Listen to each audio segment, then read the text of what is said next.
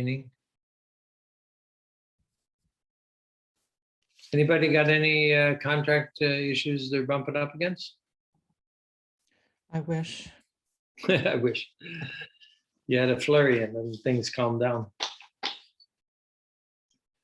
Let me start with, I'm just going to take it as questions came up this week because that's how I write them down. So we got multiple offers on one property, and those of you who've been involved with multiple offers have probably seen this form, summary of multiple offers. So you just fill out this attended terms to each offer here, and then you can look at them side by side. You can make additional comments down here, arbitration, mobile housing addendum, pre-qual letter, proof of funds. So you can make notes there, and this is a good way to summarize everything. Remember, if you are a listing agent getting multiple offers and you have a client of your own for whom you're going to write an offer, you can't look at the other offers. So you need to get Randy or me involved in that. So we receive the offers from the other agents, and we receive the offer from you, and then we go over them with the seller and create responses. We had a case where the seller would like that, and the seller chose our agents, their listing agents offer over other ones that were higher priced, but it had a earlier closing date. So there were other terms that were involved that they preferred, and sometimes they'd like to reward their own agent if you've done a good job. So there's nothing wrong with that. But do get either Randy or I involved if you're dealing with a multiple offer situation. Okay. Next thing had to do with coming soons.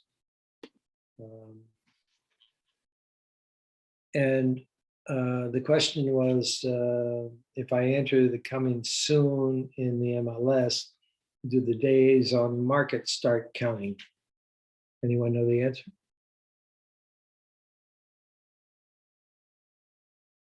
Pam, you're talking, but I can't hear you. I don't believe they do. They don't count. Rob says no also. Yeah, that's correct. They don't start on the coming soon date. They start on the active date. Are you up in ski country there, aren't you? Telluride. No. Telluride looks very nice. Never been to Telluride.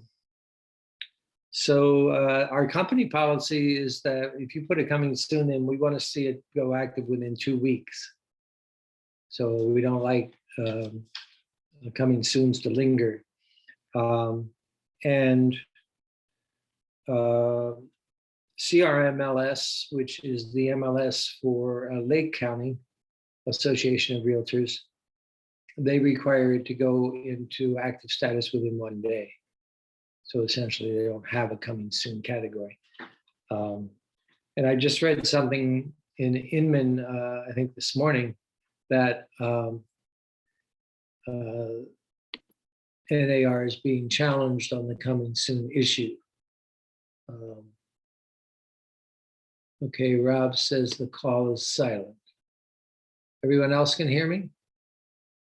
Yes. Yep, I figured it out. My laptop was being fussy, so I logged in on my phone. Okay, gotcha. Okay, Rob, thanks. Let's see, the next thing I have is the CR form, and I know we covered this, I think even last week, but it came up again this week. So if it comes up, I think it's worth visiting. Let's go back to our forms.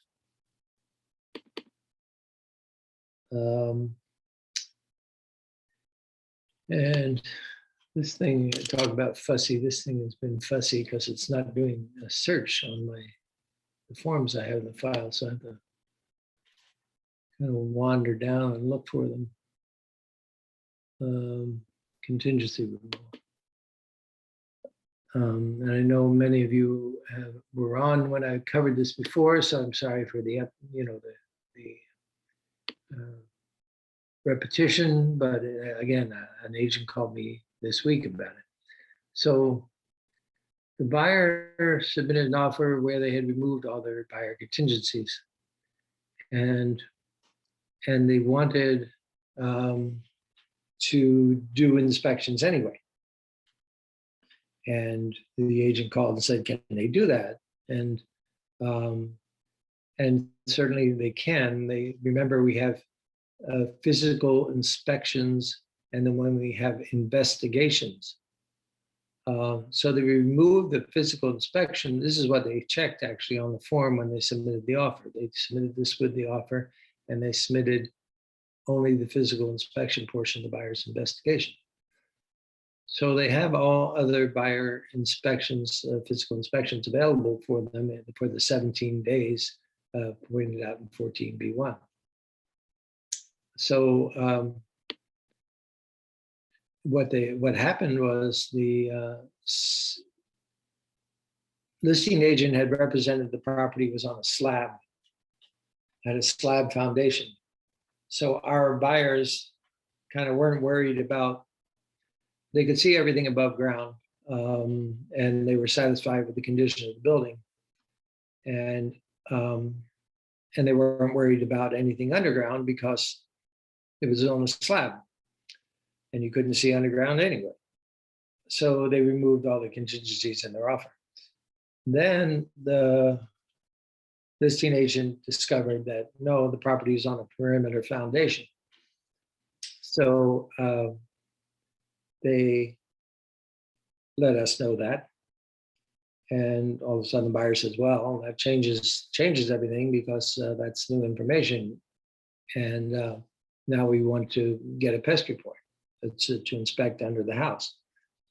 Well, it just so happens the seller had gotten the pest report just the day before, and it came out, and they shared it with everybody, and it did show that there was fungus on some of the wood structure under the house, and the recommendation was to have the fungus removed. It was a $1,600 job.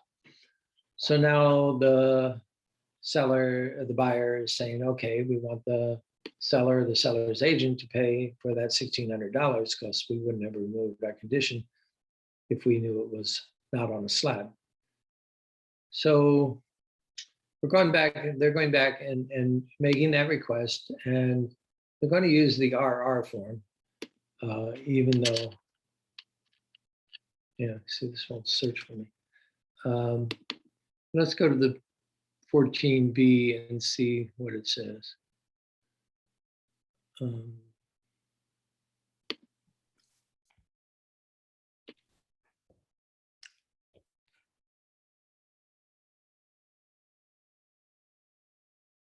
Okay.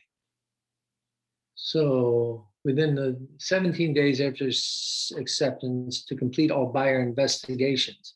That's why when they do remove inspections, they still could do investigations.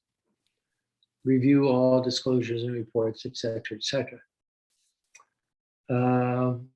Here's the RR. Within the time specified in paragraph B, buyer may request the seller to make repairs or take any other action regarding the property, RR form. So the RR form isn't restricted to inspections per se. If they find something here in a report, okay, when they got a report from the seller and it was an inspection, but it wasn't their inspection, they got a report from the seller and it said there was fungus, and they have the right to give the seller an RR requesting that be repaired. Right. So that was kind of a hybrid situation, and it was interesting. Jerry? Yeah, Mari, I see your hand. Mhm. Okay. how could they not know that it was a perimeter foundation? That just blows my mind. I mean, it's a slab or a perimeter, you visually look at it. Right? And there's You would usually a think. stair or two coming into the house. True, Pardon? true. Then there would usually be stairs up to the house because you're in a perimeter foundation. Yeah, I don't know if the listing agent was inept or didn't visit the property or what happened there, but or maybe they just made an entry issue, entry mistake in the Mhm. MLS as they were Mhm. entering it. Just checked the wrong box by mistake. Mm. I didn't get an explanation as to why that was so, but it was discovered, soon enough, and the issue was resolved, so that it turned out okay. Okay, this week's practice tip. Any other questions on that CR form? Okay. So this week's practice tip had to do with the buyer's failure to make the initial deposit. And does that invalidate or void the contract? And the answer basically is no. And it's an interesting thing. We used to have what we called earnest money deposits. Remember, Eric? You bet. And the deposit the buyer made at the time of the offer, we called earnest money. It's no longer called earnest money. It's called initial deposit on the RPA. Pull that up.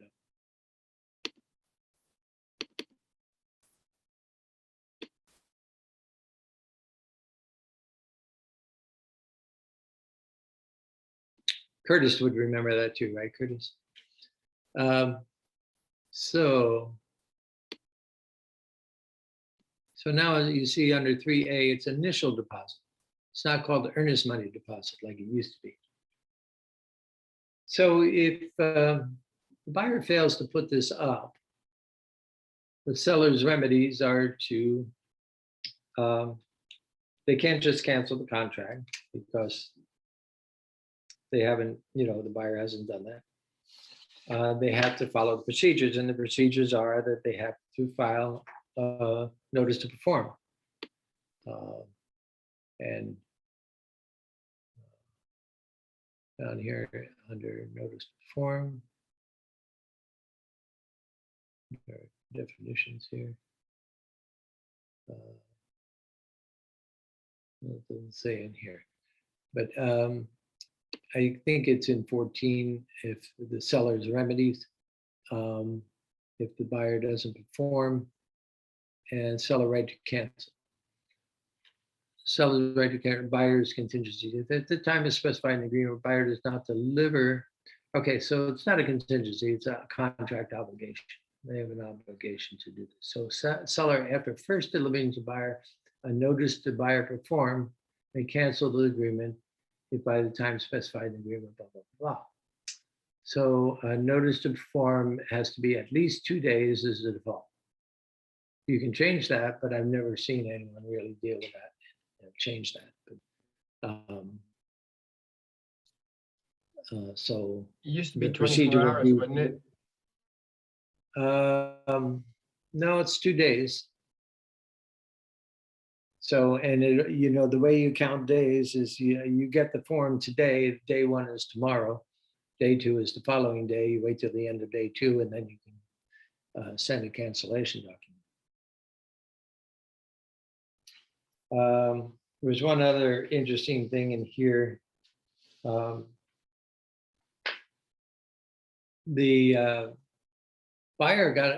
the seller, in this case, got an attorney, but it apparently wasn't a real estate attorney. And they said, well, there's no consideration because they didn't put up their initial either earnest money deposits, so the contract is void. Actually, in law, the consideration which makes a standard real estate purchase agreement valid is the mutual promises made by both parties. The buyer promises to pay the seller blank for the property on certain terms. the seller promises to sell the buyer the property on those same terms for the same price. No other consideration is required. So the fact that they didn't make the initial deposit on time didn't void the contract. Who, me? Curtis says, when he started in real estate, the RPA was 2 pages. Okay. So another issue came up this week. It had to do with what we would call virtual staging, or sketches of a pool that doesn't exist. You know, you show on a plan of the property where a pool could go. You have some drawing, architect does a drawing, or the seller has some drawings they had done to have a pool installed, and they want to show that in the photos. In our particular case, in Dan Gallagher's listing on Michael Drive, it has a very steep downward driveway, and there's really, you can turn into the garage and back out of the garage, but there's not much more room down below, apparently. And there's no off-street parking or on-street parking. So it makes it difficult to kind of have guests or anything like that. And he feels it's been a problem. So he had Sam Lowe, our good friend Sam, draw up a sketch of a carport that could be installed at the street level, where 2 cars could park. You could still get down on the side of it. You could still get down to the garage and all that. So there was room to put a carport in. And they did a little sketch of that. And they wanted to post that in with the photos of the property as a possibility for a new owner. So it's fine to do that. You just have to put on that document, on that particular photo, that this is a representation of a possible a construction detail or something like that. It does not exist at the present time. So you have to make a disclaimer about whether that thing doesn't really exist. Otherwise, we could be liable for it. Mari, did you do that with that property up in the George Ranch? You had a pool situation you were trying to get to?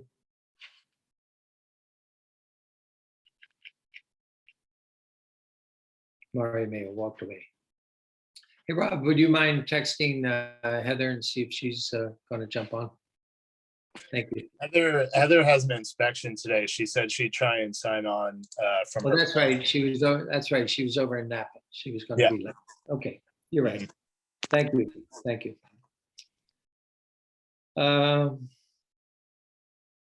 And the last thing I've got has to do with listing agreements. Let's pull up the RLA. Try the search one more time. RLA. No documents. Okay.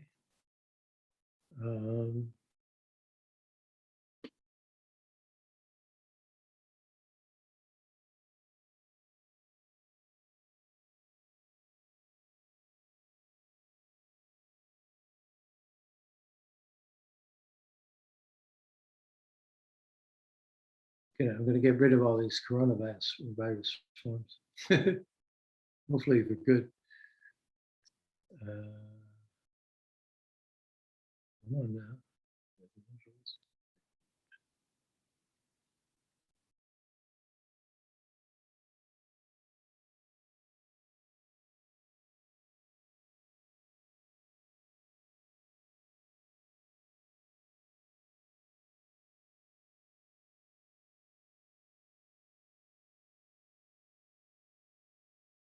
Oh, did I miss it?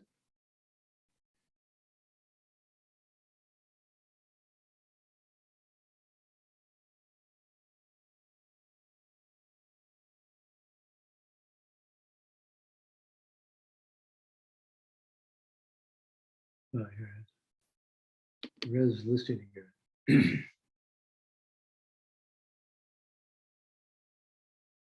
Okay. So the question came up around a paragraph 71.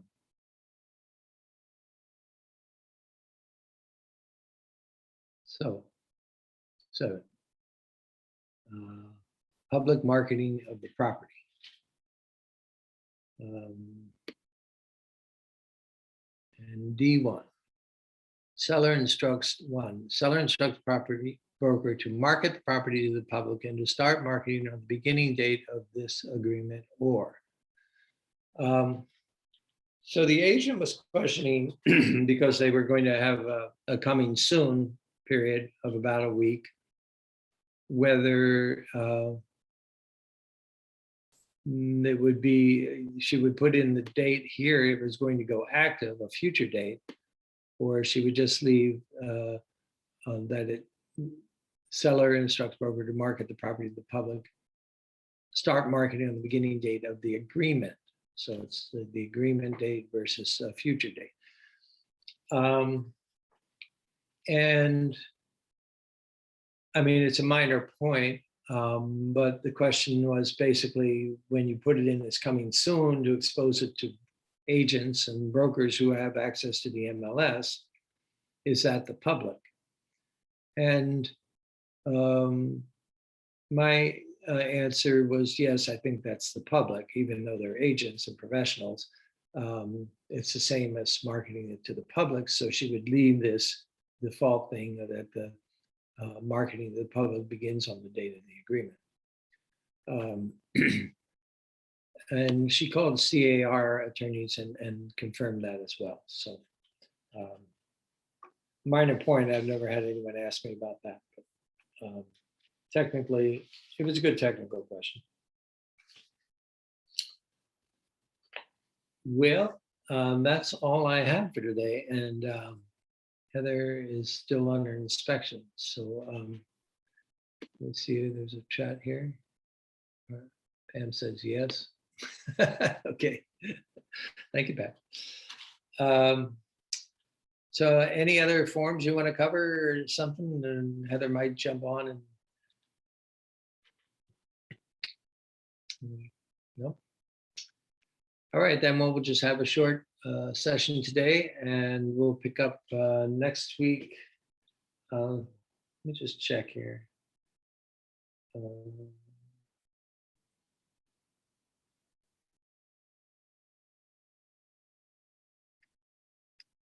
Next week, Heather's not available. She has a board meeting with Norbar.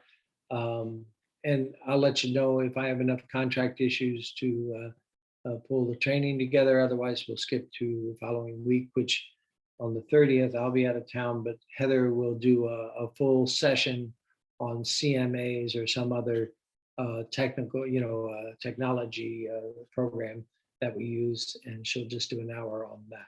So we'll let you know. Okay. Oh, Gary, I actually had one question. Sure, Matt. How are you doing?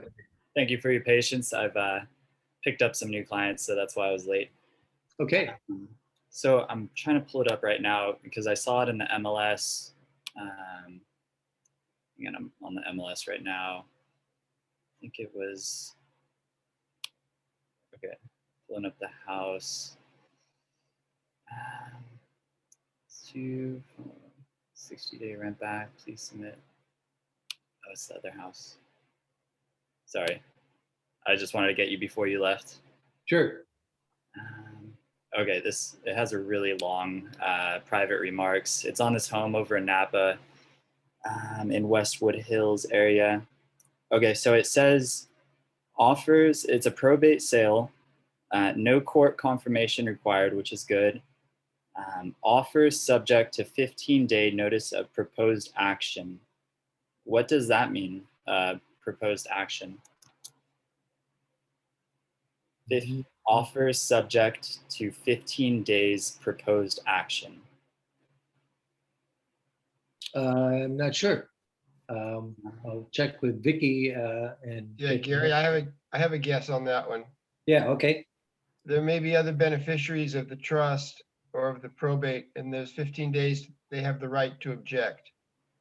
It's Okay. not court confirmation, but other beneficiaries have the right to object for 15 days. And the Yeah, I other, think that makes sense. Yeah, Pam?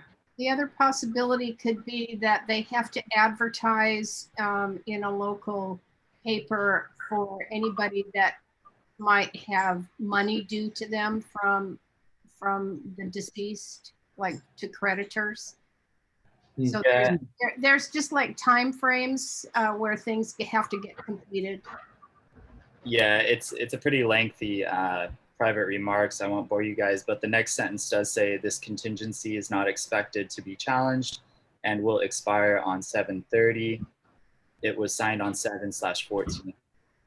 Okay, Should be Well, otherwise. the creditors then, since he's coming right out and saying that it doesn't sound like the beneficiaries are in contention, it sounds like it's probably the standard notice to creditors so that they can get their piece of the pie if they're owed money. Can't you just call the agent and ask? Yeah, I could. I was. They're somewhat interested so in. lógico. They just don't. They don't want this house, to be honest. But I was just curious what this meant. Yeah. They don't want this this area. But so procedurally, they could probably accept your offer, but it would still be subject to that period of time. Right. Until 7/30. Yeah. Okay. You wouldn't, if I were writing an offer on that, I wouldn't put anything in there about that. I would let them counter me on, they use their language to put a counter out. Okay. No, that's good to know. I just hadn't seen that one. Trying to get more experience in these probate sales since it seems like those are becoming more common nowadays. Right. Okay, good. Thank you. It reminds me of two things. I was with an agent actually last night, and we were with some buyers, and this was a technique that she had, and I thought it was very good, and I hadn't heard it before, so I'll share it with you. So she asked, it was a husband and wife, and she asked the husband to rate the house 1 to 10. And the husband really liked the house. He said, oh, it's a 10.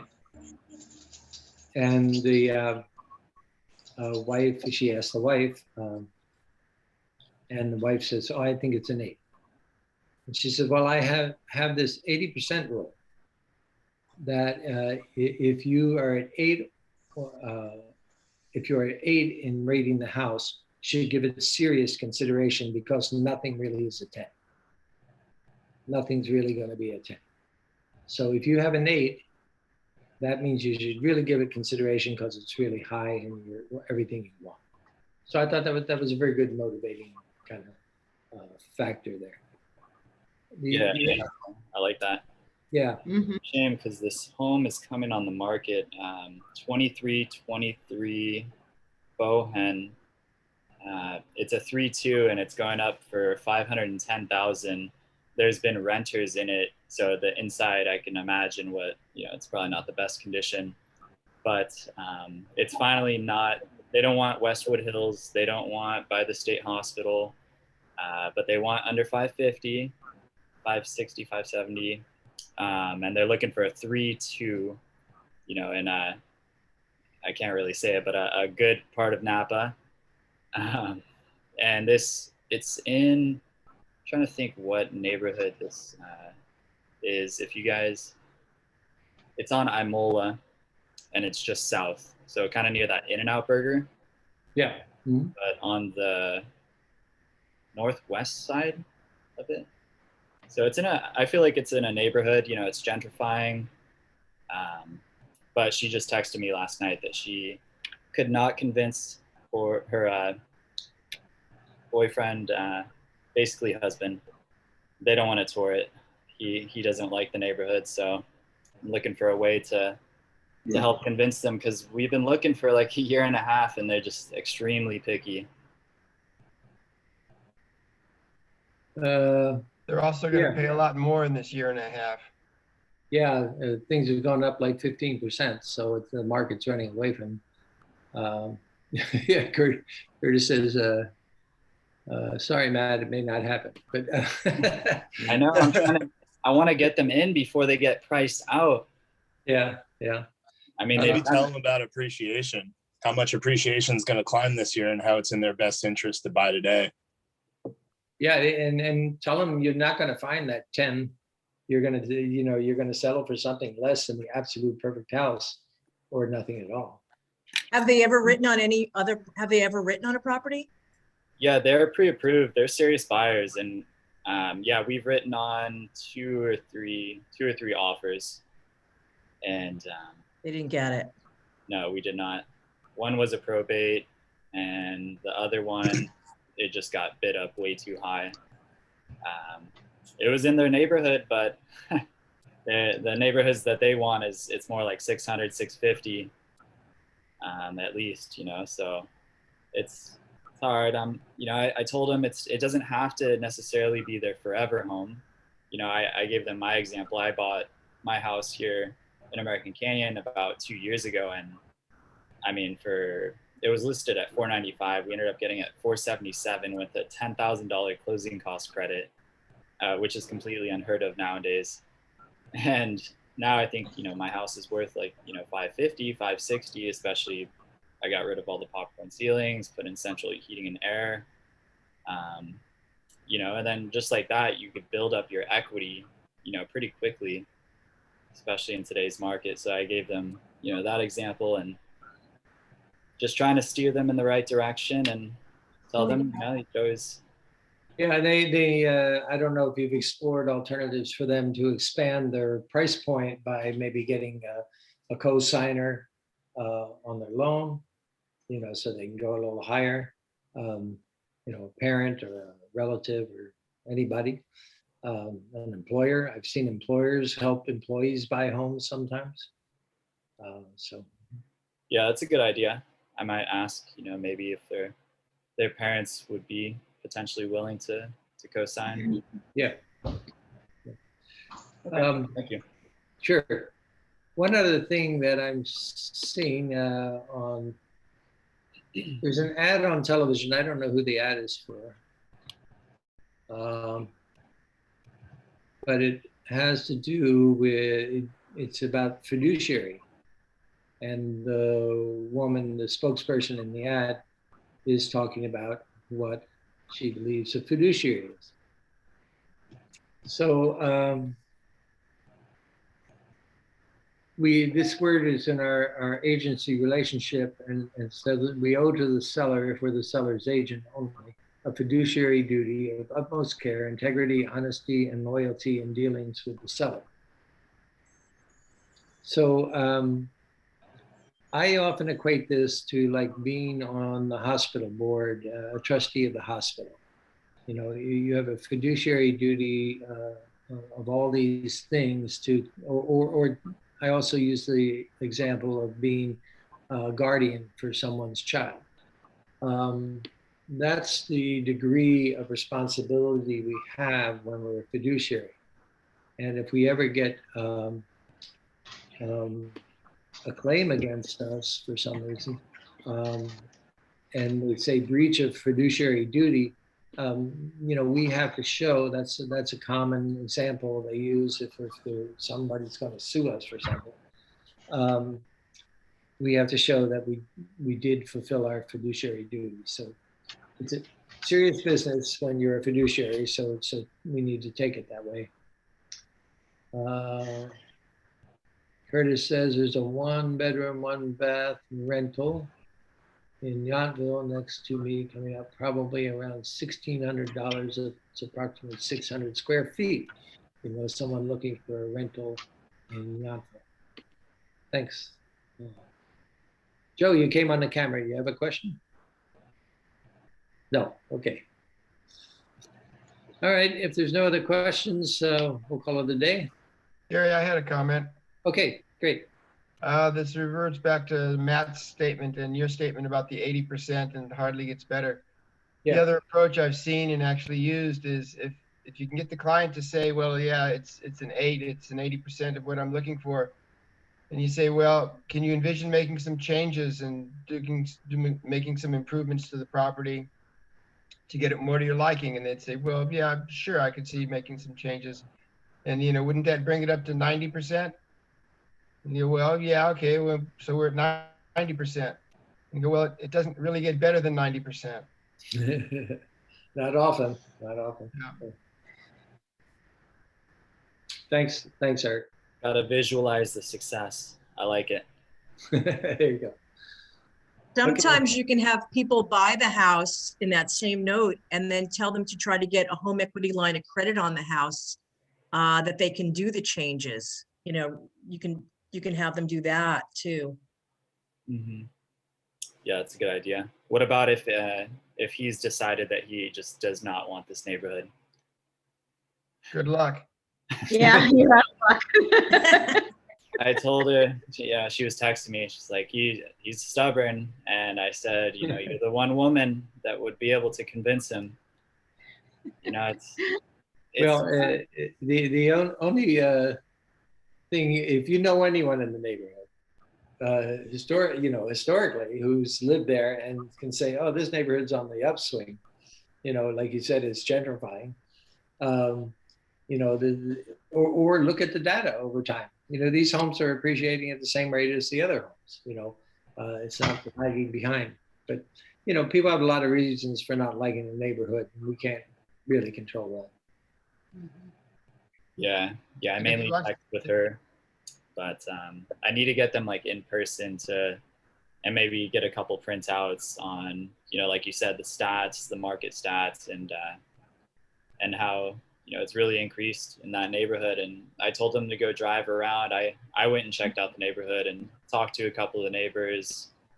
And I did ask this one older gentleman, I said, you know, it's pretty safe around here. And he hesitated slightly. So, but I don't know, you know, you never know. Or you gotta keep trying. Although, you know, I have a friend who's looking to buy, and I was helping them out. But you know, they're moving very slowly, and all of a sudden, boom, boom, boom, everything. You know, they're looking at a house every other day, so making offers. So, you know, things change. Eric, did you have one more thing? More houses on the market. Well, yeah, no, the thought is if you know, you understand if they don't want that neighborhood, but then are they ready to go to a different price point and into a different neighborhood?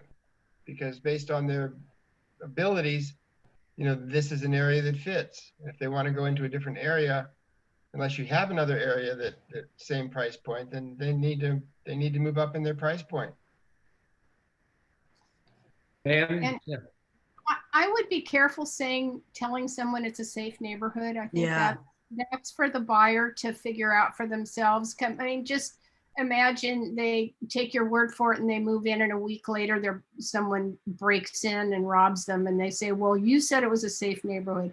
No, Really, it's not our I place. wouldn't tell the buyers. I was just asking that neighbor. You know, I was just Oh. trying to get an idea. I know, but thank you for that Yeah. reminder. I would definitely not tell them, because then it puts that responsibility on me for sure. Yeah. Yeah, I would, you know, if you have an experience with a neighbor and they say, yeah, the neighborhood's great, you know, this and this, would you talk to my buyers about this? You know, and then just introduce them, let the buyers make their own decision. Mhm. Yeah. Let it be kind of the neighborhood or the neighbors Yeah, advice, Wisdom. not Yeah. exactly mine. exactly. Yeah. Might have to get that cosigner. Okay, very good. Ready? Okay, let's see, one more comment from Curtis. Remember, you can send them to the local PD, police department, for crime stats. Yeah. Okay, everybody, have a great weekend, and we'll catch you next week. If we have enough information, I'll put out a notice a little earlier than 9 o'clock. Thanks for tuning in. Thank you. Thank you for Bye. Bye. Bye-bye. Talk later.